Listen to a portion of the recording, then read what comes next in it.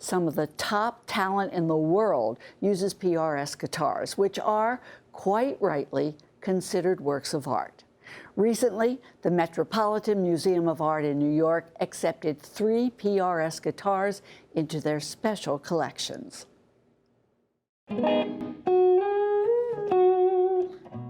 The record came home and it was still in the cellophane, and my brother went out to do something and I opened the record, which I shouldn't have done. And by the time I got to the last song, Are You Experienced, I was done. It was over. I knew that's what I wanted to do.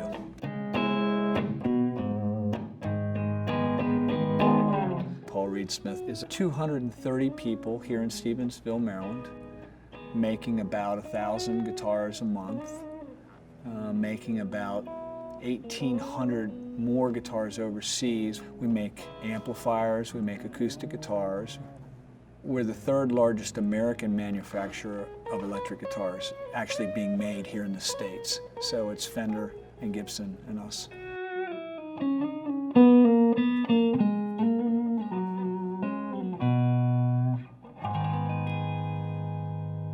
The making of the guitars came from the fact that I didn't have the money to buy the good ones. So if you couldn't have a bass amp, I made one. If I couldn't have a PA, I made one. If I couldn't have a guitar, I made one.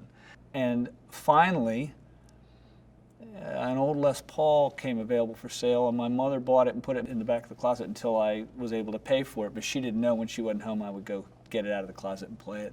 And I started to use it as a teaching example of how to make a neck shape, how to make a guitar. It was a way to have a guide. I couldn't talk to the people that made it, but I could talk to the instrument.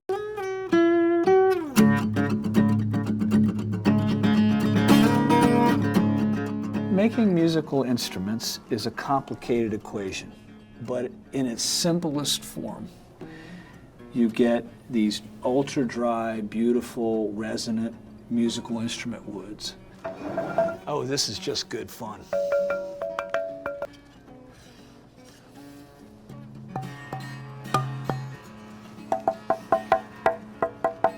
And one baby step at a time, you turn that into this.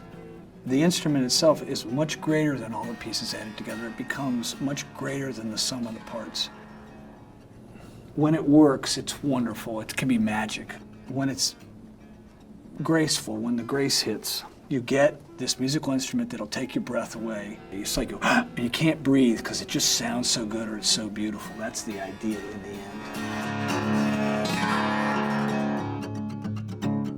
So the design of the instrument and the sound of the instrument are first cousins. They're actually sister and brother. They're so close. The sound we're after is as harmonically rich and as musical as possible. I used to think, say, a Fender sound was a very bright, clear sound and a Gibson sound was more of a thicker sound, but I have abandoned that thinking. It's much more about how much the string is not canceled, how much it's allowed to create all its harmonics. The way harmonics work is if you hit the low note on a piano, you'll hear about 80 notes in there. There's some high end in that, but if you hit the high note, there's only about 6 or 7 notes. So there's harmonic content that is different as you play the instrument. There's a very large percentage of the people here that play an instrument. And people who are very skilled at their jobs, and a lot of them play music, and that would give them a real love for the instrument.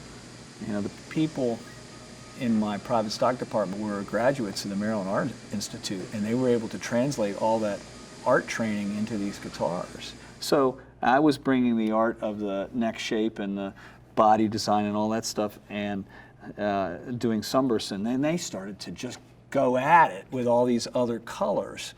We're kind of famous for staining instruments many, many different colors, all the colors of the rainbow, the yellows and the reds and the blues and then the combinations. So there's a lot of art here. We wanted to collect archives of the original instruments almost from the beginning, so people understand that there's a history of these instruments. I think it's important. There's been some real acknowledgement from the museum world towards these instruments. This is the prototype of Dragon 1. have a thing for English water dragons. I always thought that they could fly. And this was the beginning of doing a bunch of series of dragon instruments. And we've been making dragons ever since. In the beginning of the company, the Smithsonian took a dragon in. And it's been wonderful for them to acknowledge these instruments as modern art. It's been powerful for us. It's great.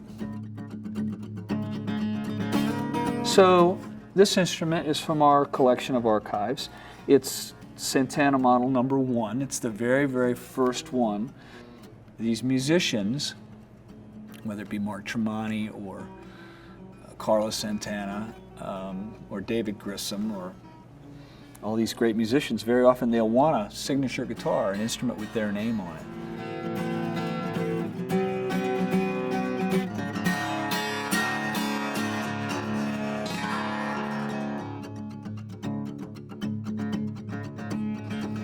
So in the end, we're making musical instruments. We're making art in Maryland.